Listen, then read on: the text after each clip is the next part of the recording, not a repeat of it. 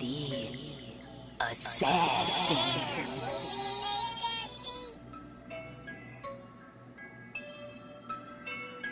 You know I break necks, call me Jack Tate. I have no regrets while your life is fading. I'm a crazy fuck equivalent to Satan. When I'm behind the mic, I feel like the greatest. You know I break necks, call me Jack Tate.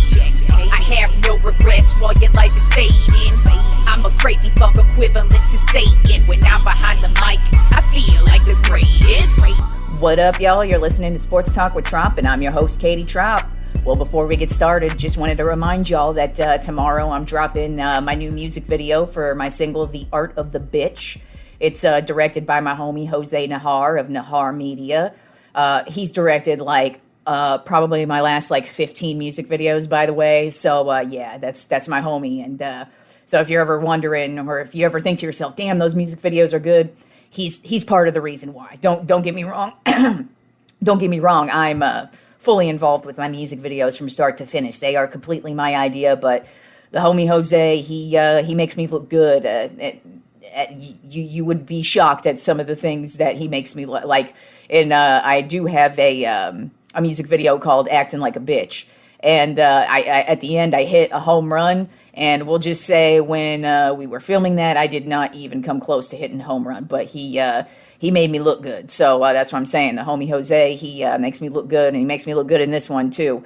And then also the track's produced by the homie Ovi on the Beat, same guy who produced the Jack Tatum track that you hear with the intro of my podcast here. So shout out to both Jose and Ovi. They are prominently they're two people I continue to work with. And they've been involved on many of my projects, and I really appreciate what they've done for me. So definitely shout out to both of them. But yeah, look out for the new music video. It's going to be a bloody fucking mess. That's for damn sure. You'll be able to find it on my website, katietropp.net, or also my YouTube channel, Katie Tropp. All right, so let's just go ahead and start it off with the college basketball this weekend. We've got the Final Four on Saturday, and then we've got the national championship on Monday. And so I'll go ahead and make my predictions now, and we'll just talk about what I expect to see from both of these games, starting with probably one of the most anticipated games in this entire tournament is Duke versus North Carolina.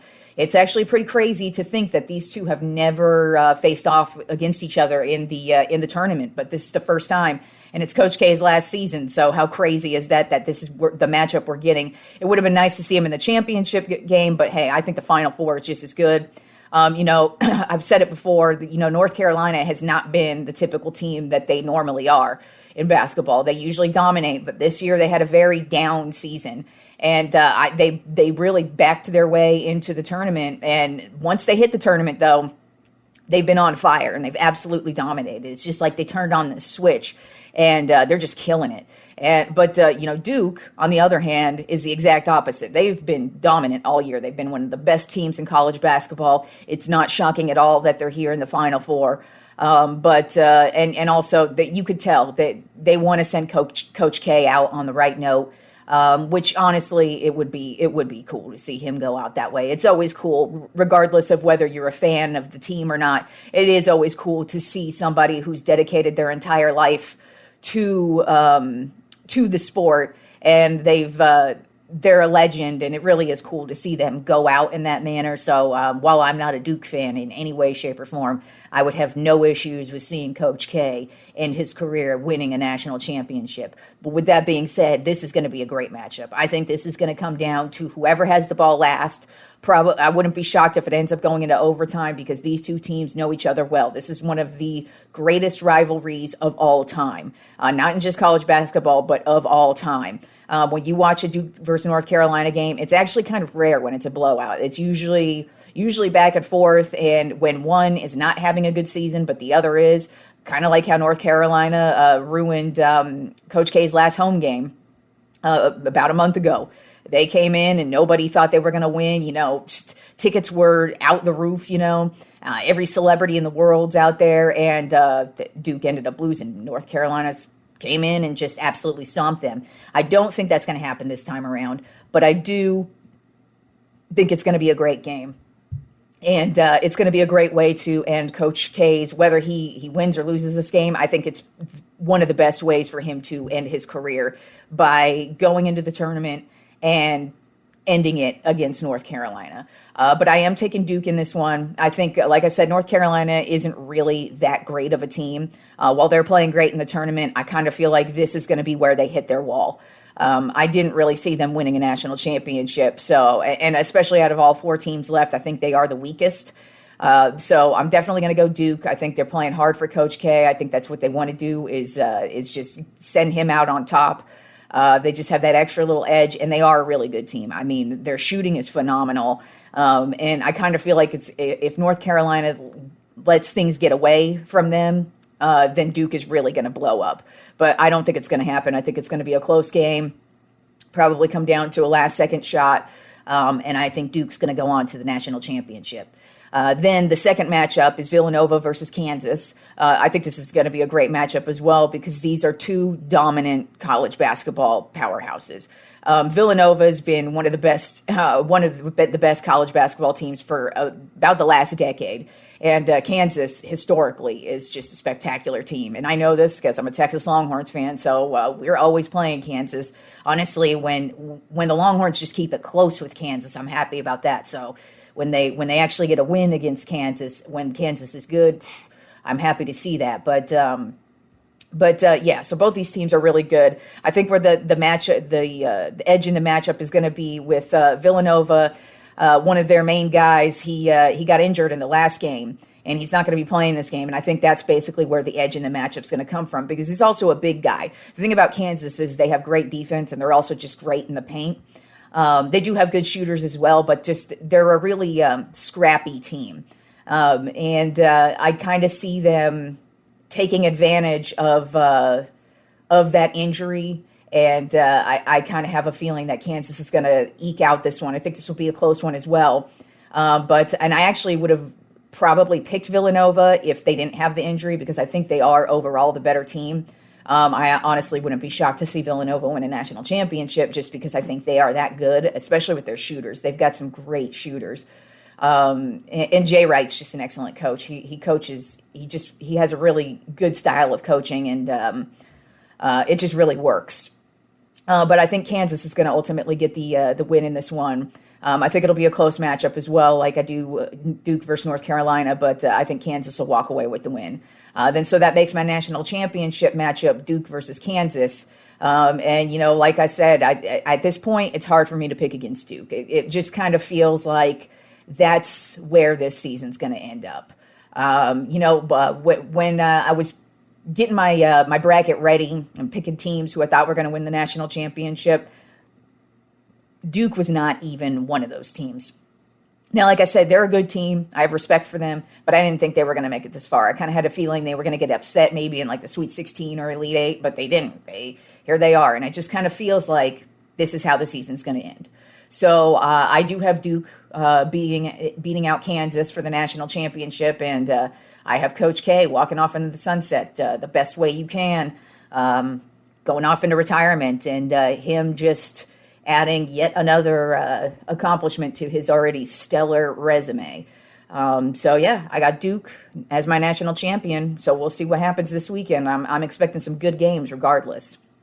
And then in just some other college basketball news, Shaheen Holloway, he was the coach of St. Peter's, and now it is past tense. He got the Seton Hall job this week, and I really that's what I love about college basketball and the tournament is if you are this up and comer like coach like Shaheen Holloway is, and you happen to take your team to another level, kind of like Shaka Smart did years ago.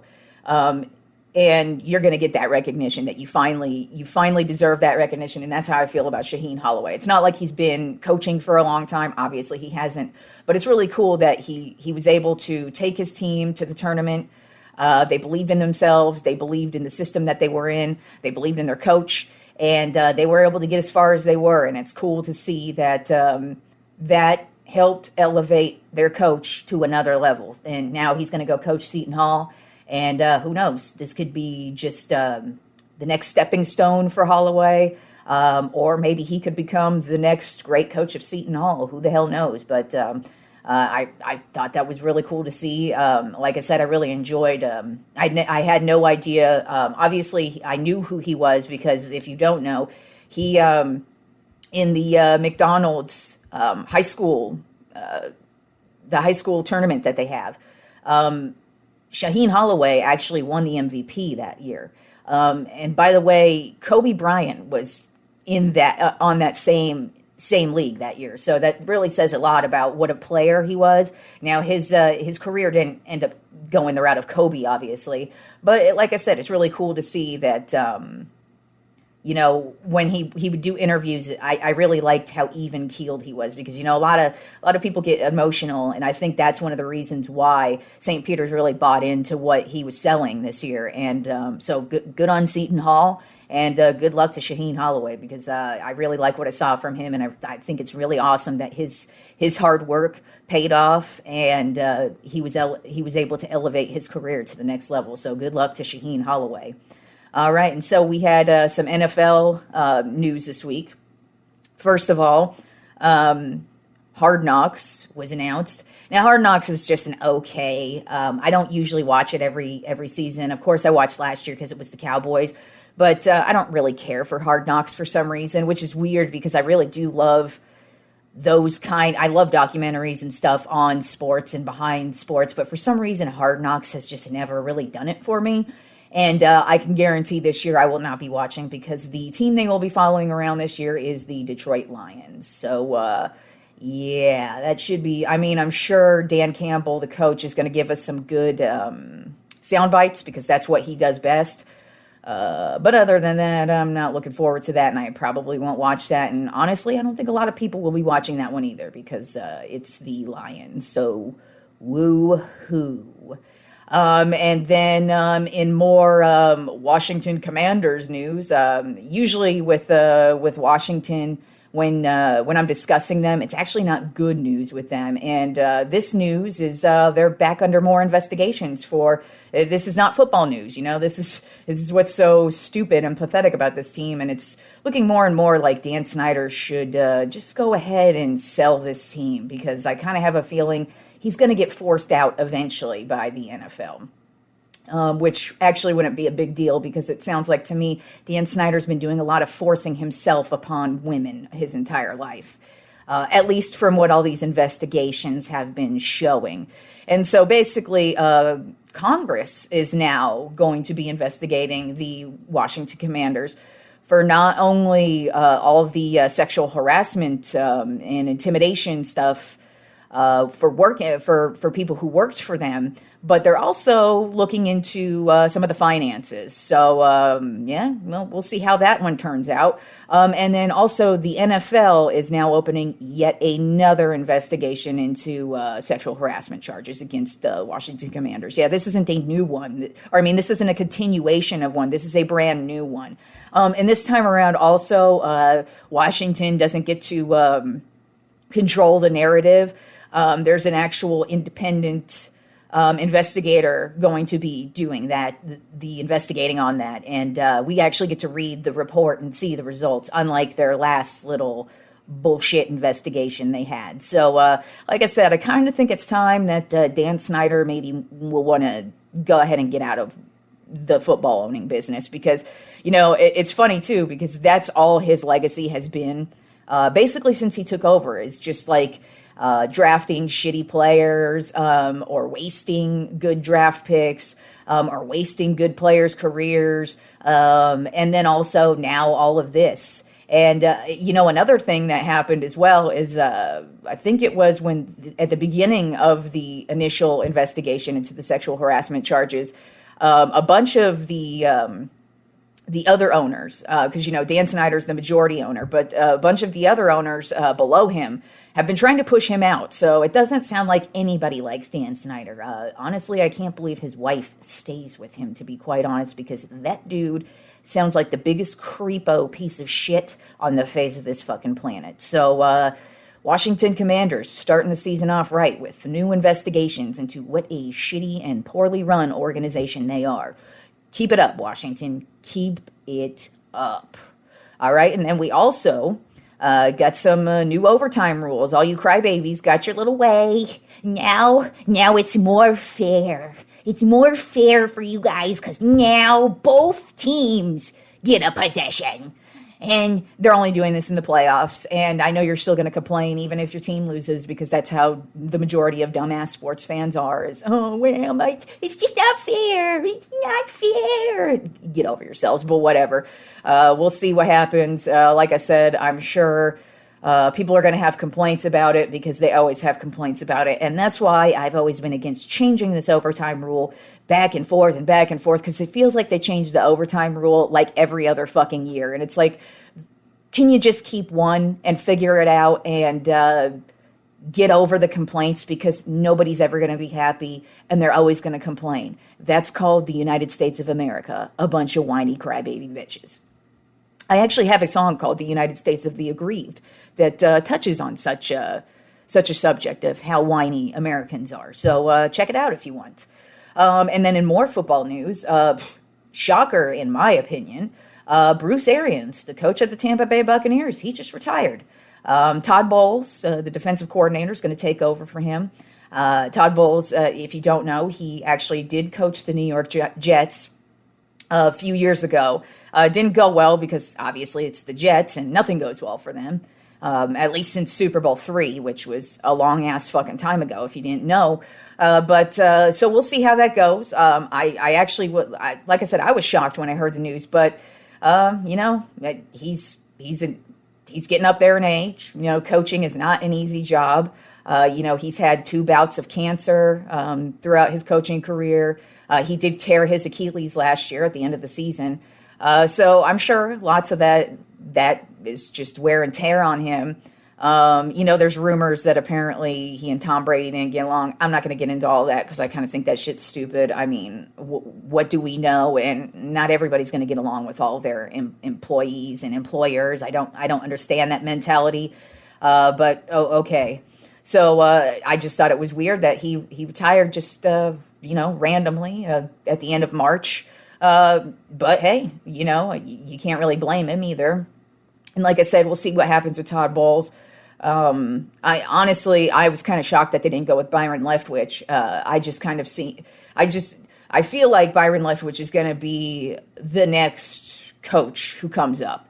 I had a feeling he may possibly get a job this year, especially with the way the Jacksonville Jaguars, that their coaching, they had an opening this year with their coach. And I felt he would have been a perfect pick.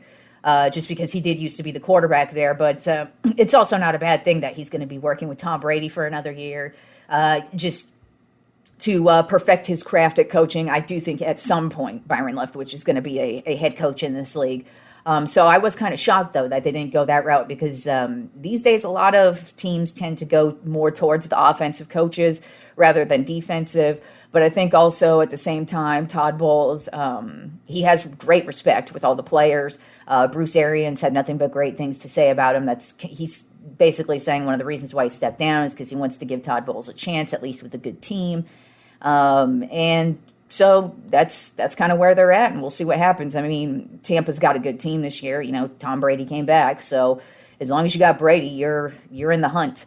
And just to note, Bruce Arians, he had a great career, not just as a head coach, but he started out as a quarterbacks coach, and he's coached some amazing Hall of Fame quarterbacks. Just to name a few: Peyton Manning, Andrew Luck, Ben Roethlisberger, and Tom Brady. Those are the prime quarterbacks of this era. So, Bruce Arians, great coach.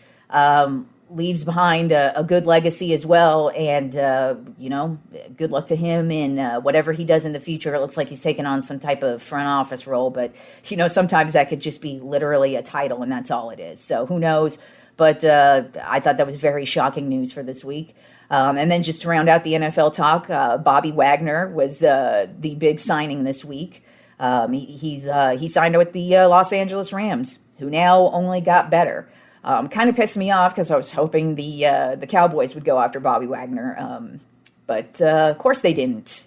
They are just letting everybody go this offseason. I mean, I don't know what's up with them, but Bobby Wagner going to the Rams makes them an even better defense, makes them an even better team. So yeah, have fun there, Rams, because you are a stacked fucking team. All right, and then moving on to some NBA quick hits from this week. The Grizzlies started off the week by absolutely obliterating the Golden State Warriors. And, the Warriors didn't have Steph Curry, but the Grizzlies didn't have Ja Morant. And the Grizzlies literally stomped them into the curb. And it was not a pretty game from start to finish. So Grizzlies are continuing their domination, but the Golden State Warriors, they are heading in the opposite direction. Now, I'm not really shocked by that because as soon as Steph Curry was injured, I kind of had a feeling that was going to take a toll on the team as a whole. But lucky for them, they did get a good lead while he was playing, and so it shouldn't really affect them with making the playoffs. Obviously, they're going to make the playoffs, but the Golden State Warriors are just falling and further down, and the Grizzlies, they've only lost 2 games since Ja Morant was injured. So they're playing well without him. So they're going to look good come playoff time when he gets back. Then speaking of injuries, actually, 3 players came back from injury this week. Paul George, he missed the last 3 or 4 months. He came back and actually had a great game for the Clippers. And then Chris Paul, he came back this week as well. He's looking solid and ready to make a playoff run. And then today, Anthony Davis is supposed to come back for the Lakers. I don't think that's going to help because, newsflash, the Lakers suck. And their week has continued to suck even more. So, they just get worse and worse. As a matter of fact, they are literally barely hanging on to the 10 spot. So while it's nice to see that Anthony Davis is supposed to be back tonight, I don't think it matters at this point. And now that LeBron is also injured, that really does not do us well at all. All right, and then Giannis Antetokounmpo has had quite the week. He started the beginning of the week off by absolutely dominating the Philadelphia 76ers with 40 points, 14 rebounds, and the game-winning block on Joel Embiid. So that's the way he started the week. And then last night, he went off in Brooklyn, and he ended up having 44 points, 14 rebounds, hit the game-tying 3 to send the game into overtime. By the way, they were down by 11 points at one point, so this was a big comeback. And then in overtime, he knocked down his 2 free throws, which, if you don't know, Giannis is not known for knocking down the free throws, but he did it when he needed to. And that gave them the 1-point lead. And then the Nets drove down the court. Kevin Durant, of course, had the ball last like he should have. Looked like actually it was a pretty good shot for him to get off. He just ended up missing it. And the Bucks went on to win a great overtime game, 120 to 119. So Giannis is having a week, and that is how you want to go into the playoffs. And speaking of playoffs, a couple more teams clinched playoff spots this week. The Memphis Grizzlies and the Dallas Mavericks are both headed to the playoffs. I'm not shocked by that, but hey, we're getting close to playoff time. We're about a week and a half out, so more teams will be clinching as the week progresses on. And then moving on to something that I don't really watch. I've never been to one of these events, but I thought this was one of the coolest ideas I've ever seen, especially for Las Vegas. Now, I love me some Vegas. I don't drink or gamble, but I do smoke a lot of fucking weed. And real talk, Vegas is a great city. They have great restaurants. I love the weather because I like hot weather, so I'm down with their weather for the most part. And it's funny too because I grew up in Reno and I absolutely hate Reno, but I love me some Vegas. And so they just announced that next Thanksgiving they are doing an F1 race on the Las Vegas Strip at night. Now, F1, I've never watched it. I've never been to a race, but I do know F1 is one of the biggest growing sports in the world right now. It's mostly big in Europe, It's always been big in Europe. It's like they are insane fanatics for F1 in Europe. And so their whole thing with F1 is that they've been trying to get it into America. And so about a few years ago, I live in Austin, so we actually opened a F1 racetrack called Circuit of the Americas.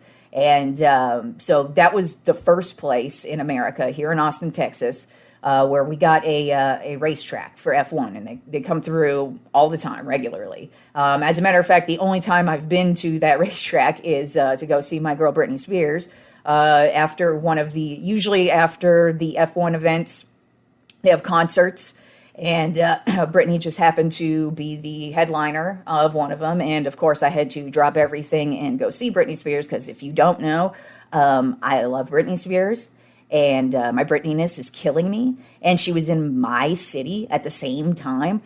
So there was no way I was going to miss Britney Spears. But yeah, right on the F1 track, they set up a stage and set up a crowd. And it was great. Got to see Britney there. So that's the only time I've ever been to the F1 track, is to see my girl Britney Spears. Also, that was her last show ever. So I was glad to see that.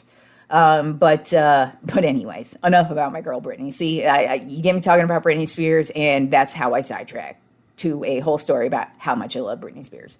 But anyways, so we have an F1 track here. It's been a big deal. It's been such a huge success since it opened here. And so F1 has been thinking of ways to get back and to get more tracks into America.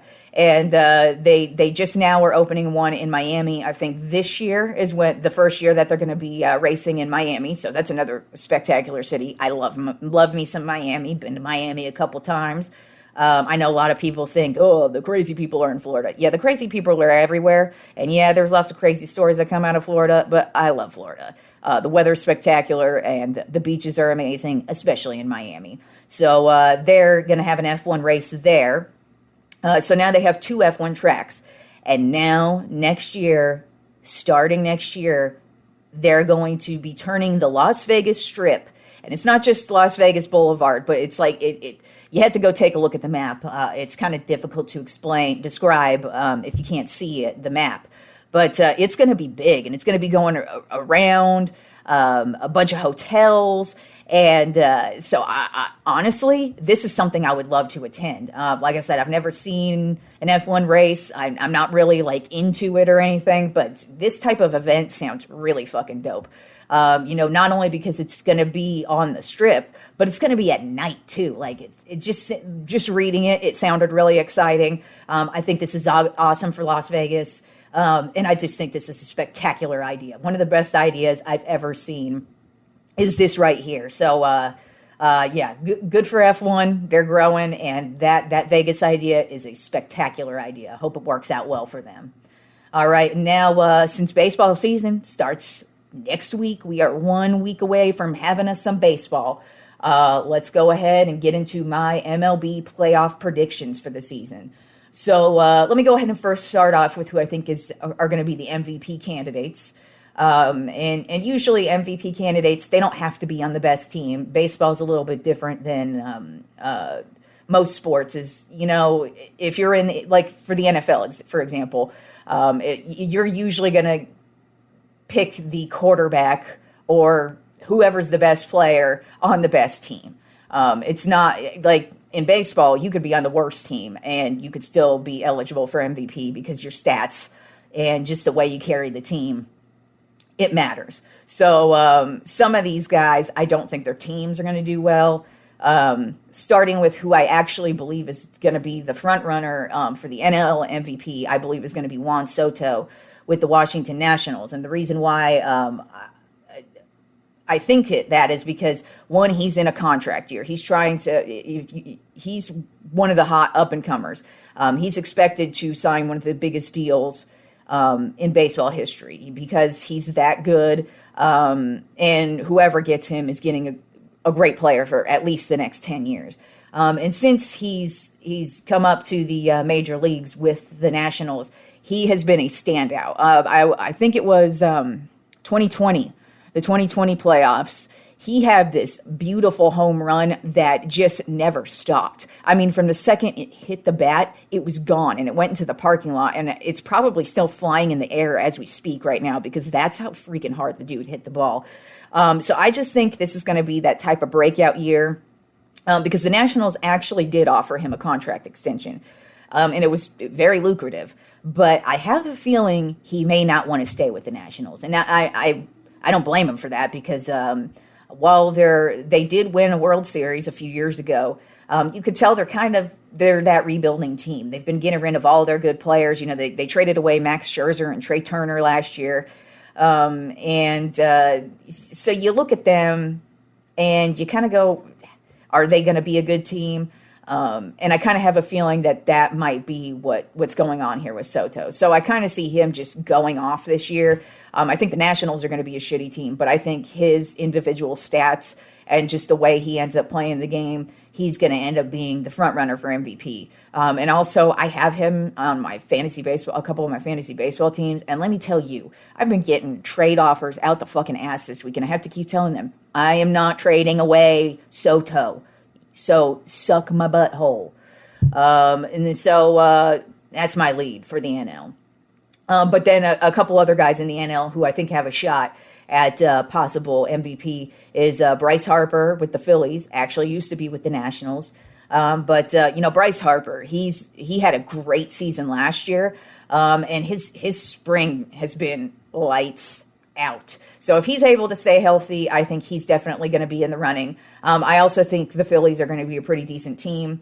So I think he's going to be in the running for MVP. And then my last MVP in the NL would be Mookie Betts.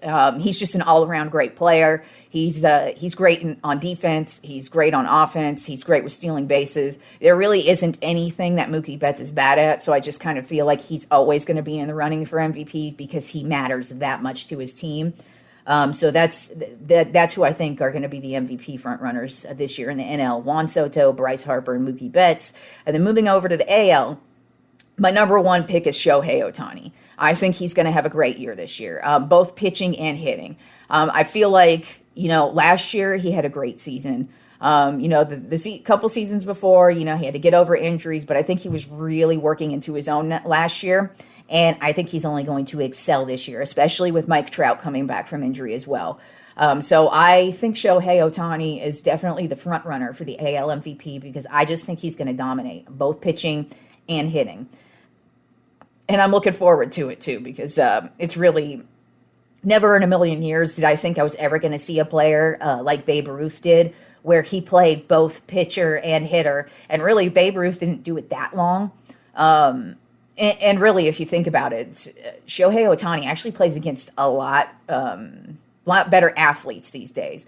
Not that Babe Ruth was playing against bums, but if you really think about it, back in those days when Babe Ruth played, those guys would have regular jobs. And so they would be like, like a drywall guy or a construction worker or a garbage man. And they'd still play baseball, but they wouldn't make enough money to do it. Whereas Shohei Ohtani's playing against dudes who get paid the big money and spend their whole life lifting weights and in batting practice and just practicing general baseball. So, Shohei Ohtani is actually playing against better competition now than Babe Ruth was.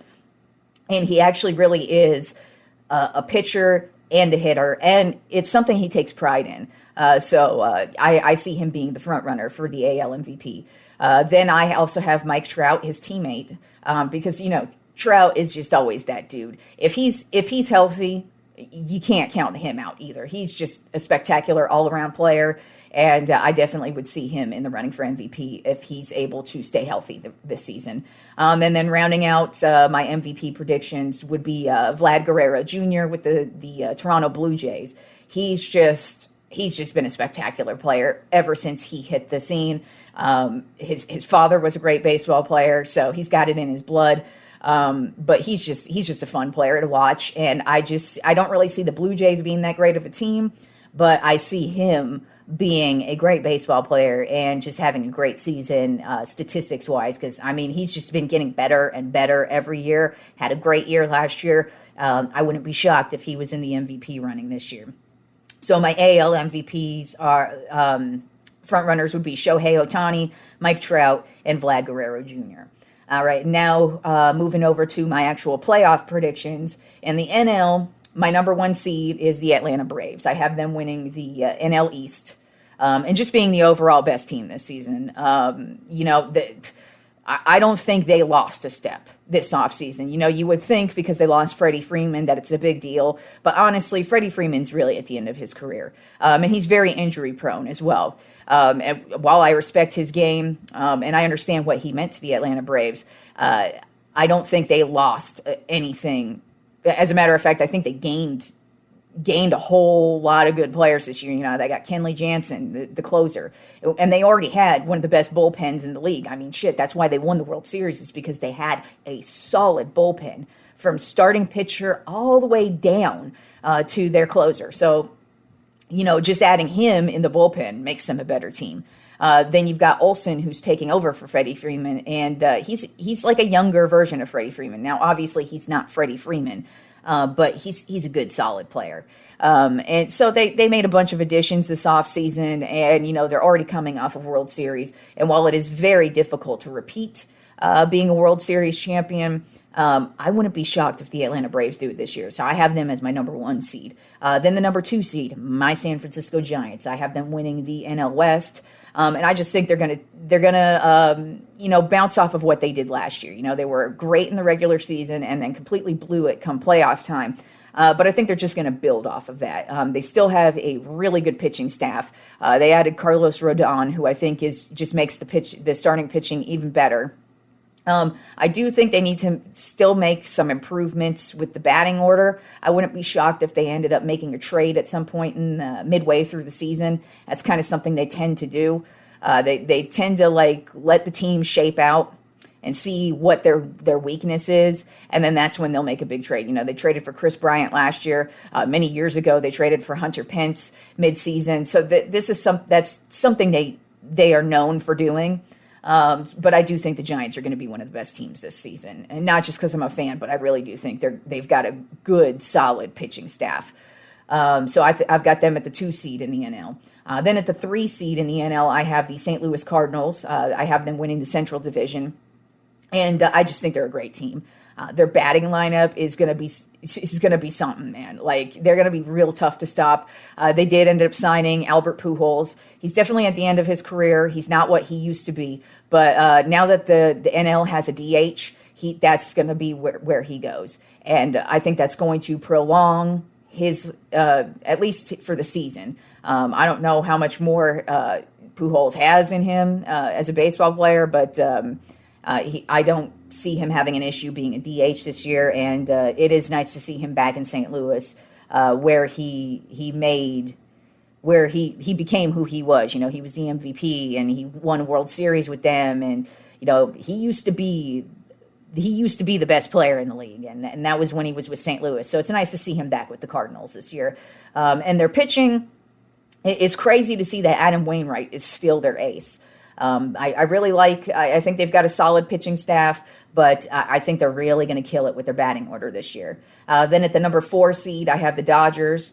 They're going to be a good team. You can't count the Dodgers out, unfortunately.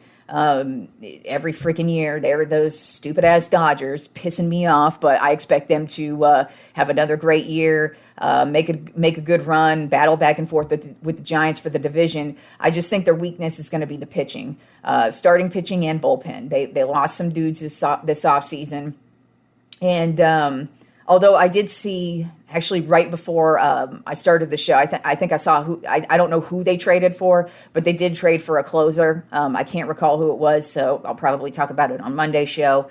But they did sign somebody to replace, or trade for somebody to replace Kenley Jansen, but I still think their starting pitching is going to be an issue. I think their batting lineup is going to be great, one of the best in the league. There probably is going to be no problems on offense for them. But I have a feeling when it comes to pitching, that's going to be an issue because Buehler really is their only solid starting pitcher at this point. Urias, he's a good pitcher. He's got some great heat, but he's not a consistent pitcher. And so we'll see what happens there. And Kershaw, he's older. He's been getting injured the last few seasons, so who knows what to expect from him. So I've got the Dodgers at the 4 spot. Then in the number 5 seed, I've got the Philadelphia Phillies. Like I said, I've got Bryce Harper as one of my MVP candidates, and I think he's going to be the main reason why they're so good this year. They do have a solid starting pitching staff, and they do have a great batting lineup beyond Bryce Harper, but that's what I think is going to be their bread and butter. I just think Bryce Harper is going to have a great year and carry this team into the playoffs. And then rounding out, because now we have 6 teams who make the playoffs on each side in the NL and AL. So the number 6 seed I have in the NL is the Milwaukee Brewers. They're a very solid team. I mean, pitching staff, really solid. Their batting lineup, they're not going to kill you with the home run, but they know how to play small ball. They know how to get the steals. They know how to utilize all their batters to whatever their need is, whether it be a bunt, whether it be a nice solid single just to get a guy moved over into scoring position. That's just kind of the type of baseball they play. They dominate with their pitching and then just play small ball with their batting, and they're able to get some good wins. So I think the Milwaukee Brewers will be the number 6 seed over in the NL. And then moving over to the AL, my number 1 seed I actually think is going to be a big surprise to most people, but I have the Los Angeles Angels. Not only winning the AL West, but I have them as my number 1 overall seed. I think they've been a team that you could tell that they're trying to build and build and build, and they've been adding some really good players. And I just think it's finally their time. Like I said, it's going to be nice to see Ohtani and Trout healthy at the same time. Hopefully they're able to keep that throughout the entire season. But I think the Angels are going to be one of the most dominant teams this year. So, I've got them as the number 1 overall seed in the AL. Then the number 2 seed in the AL, I have the Minnesota Twins. I have them winning the AL Central Division. They're just, for me, I feel like this is another surprise team who's been building over the last couple of seasons, but they've just fallen short. And so that's what I think about the Twins. They've got a good pitching staff. And I think the addition of Carlos Correa really makes a huge difference because you got that veteran presence, a dude who's won World Series. He's been in the playoffs basically every season of his career. So I think that kind of mentality is going to be very helpful going over to Minnesota, and I've got the Twins as the number 2 seed. Then the number 3 seed in the AL, I have the Tampa Bay Rays. I have them winning the AL East. I just think they're just an overall really good team. They've been a silent but deadly team, for many years now. You just, out of nowhere, you're like, damn, where did the Rays come from? But, they have a good farm system.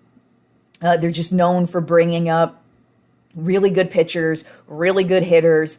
I just think the Rays are an overall good team. And I've got them at the number 3 seed. Then the number 4 seed in the AL, I have the Chicago White Sox. I think they're a very good team, especially their batting lineup. They have some heat in their batting lineup. Their starting pitching, not bad at all, but I think that will be their weakness is their pitching. They're probably going to get blown up a few times this year, and they're in a pretty tough division because I think while I don't have the Guardians making the playoffs, I still think they're going to be a team that messes with their division rivals. And so I think the White Sox will just miss out on winning their division, but I think they'll be the number 4 seed. Then I've got the Houston Astros as the number 5 seed in the AL. You can't really count the Astros out until they're not playing well anymore. I mean, they're a good team. Even though they cheat, they're still a good team, even beyond the cheating. They get Justin Verlander back this year, so we'll see if he's able to at least have a pretty solid season. He missed like the last year and a half, so it's been a minute since he's played some baseball. So I don't know how much more he has in the tank. But, hey, man, I'm going to stick with the Astros. I don't have them winning their division, but I still think they're going to be a solid competitive team, even though they lost some good players this offseason. And then rounding out the AL in the number 6 position, I have the Boston Red Sox. They're also a very solid team. They've got a good batting lineup. They've got a solid starting pitching. I just think they're gonna just miss out to the Rays, just because I think the Rays have a little bit more firepower when it comes to starting pitching and their batting lineup. But I still think the Red Sox are going to be a good competitive team this year. So that would put my wild card round for the NL would be Brewers versus Cardinals and Phillies versus Dodgers. And in both of those matchups, the Brewers versus Cardinals, I would take the Cardinals in that matchup. And then Phillies versus Dodgers, I would take the Dodgers in that matchup. And then moving over to the AL wild card would be Red Sox versus the Rays and Astros versus the White Sox. And the Red Sox versus the Rays, I would have the Rays moving on. And Astros versus White Sox, I would have White Sox moving on.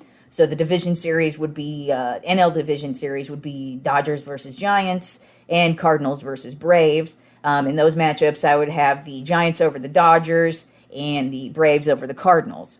Then in the ALDS, I have the White Sox versus the Angels and the Rays versus the Twins. I have the Angels over the White Sox and the Rays over the Twins. And so that would make my NL Championship Series would be Giants versus Braves. And I would have actually my Giants eking out a solid win in this series, just because it is difficult for any champion to repeat, even though I would not be shocked if the Braves ended up repeating this year. But yeah, I had to go with my Giants. You know, they're looking pretty solid this year, so I'm going to believe in them, unlike last year, and I didn't believe in them, and look what happened. And then so my ALCS would be Angels versus Rays, and I have the Angels winning that. So my World Series matchup would be the Giants versus the Angels, which is a rematch from one of the worst moments as a Giants fan. Back in 2002, we had this lead against the Angels. We were going to win the World Series. And then we switched pitchers. And the Angels ended up breaking our hearts. And they ended up winning that game. And then they would ultimately go on to win the World Series. One of the most heartbreaking World Series, if you're a Giants fan, of all time. Now, luckily, they did make up for it in 2010, 2012, and 2014 by winning the World Series. So we have seen them win 3. But man, that 2002 World Series was awful. But anyways, I've got that rematch. And I got the Giants getting their revenge. So yeah, my World Series champ for this year, I have my San Francisco Giants as the World Series champ. So that's how I think this baseball season is going to shape out. Now, obviously, we've got a lot of time to see what happens. But I'm excited about this baseball season, not just because of the Giants, but I mean, you know, I've got, like I've said, I've got the Angels at the number 1 spot in the AL, and I'm really excited to see what Shohei Ohtani does this year. I'm happy to see that he and Trout are going to be healthy at the same time. It's going to be intriguing to see what the Braves are able to do, because I really think they have a great chance at repeating this year. So we'll see. And we haven't had a repeat champion since the early 2000s. The Yankees were the last. They won 3 in a row in the early 2000s, literally 20 years ago. It's been since we've had a repeat champion, and even before then, it's a long time in between, because baseball is a different sport. I mean, the season is so long, injuries happen. Now we have all these different rule changes and stuff. So it's just always difficult to repeat. I mean, hell, the Dodgers have been one of the best teams in the league for the last decade. They've had Kershaw, who's been the best pitcher other than the last couple of seasons. Kershaw's been the best pitcher in the league since he started. So they've always been a good team, but they don't always win the World Series. They won a couple seasons ago, but I mean, even for a team like that, it's difficult to come back. Same with the Astros. They're always competitive, very good team, great at cheating, but they don't win the World Series every year. So it is going to be difficult for the Braves to repeat, but I think the Braves have such a great team. They've already won a championship now, so they've got that mojo, and they know how it's done. So I wouldn't be shocked to see the Braves do it, but I've got my San Francisco Giants winning the World Series. So we'll see how that shapes out. But we are only 1 week away from baseball season. We're about a week and a half away from NBA playoffs, and we've got the Final Four this weekend. So we've got some great sports going on this weekend, and, looking forward to all the matchups. And, enjoy the Final Four, everybody. Peace out, fools.